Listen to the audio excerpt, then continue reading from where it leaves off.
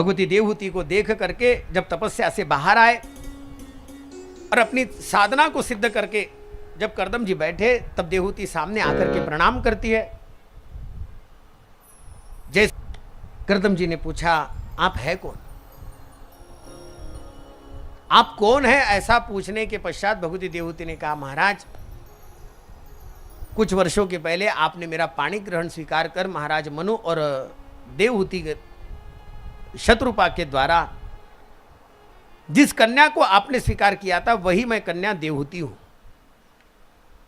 संयम के साथ में भगवती देवहूति ने अपना परिचय अपने पति को दिया। श्रीमद् भागवत के इस प्रकरण को अगर आप सुनेंगे तो आपको पता चलेगा, देवहूति ने अपने गृहस्थ जीवन में जिस प्रकार का संयम धारण किया, परिणाम क्या हुआ, उसका फल क्या है? उसका फल इस प्रकार का मिला। महर्षि कर्दम जी ने कहा, देवी तुम्हारी मन की इच्छा क्या है, बताओ।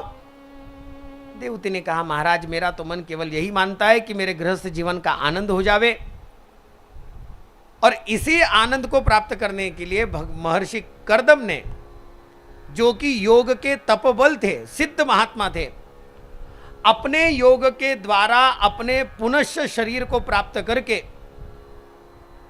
देवहूति को भी स्वयं पुनः वही काया दी, जो काया उसकी अत्यंत सुंदर थी। ऐसी काया और ऐसा यौवन प्रदान करके फिर से अपने गृहस्थ जीवन का आनंद महर्षि कर्दम ने देवहूति को प्रदान किया। आप मानेंगे, 9 कन्याओं का जन्म स्वयं कर्दम जी के घर में हुआ, और इन 9 कन्याओं के द्वारा जैसे ही कन्याओं का जन्म हुआ, कर्दम जी ने कहा, देवी अब मुझे संन्यास लेना है।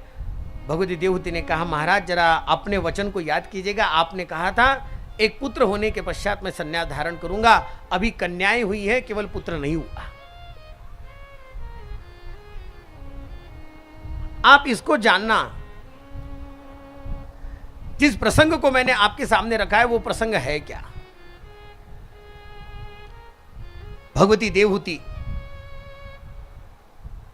मां देवहूति के नाम में ही उसका अर्थ है देवहूति। देवात आहुति, आहुति माने आवाहन, जो भगवान को आवाहन करने का सामर्थ्य रखती है, ऐसा सामर्थ्य जिसके पास है उसका नाम है देवहूति।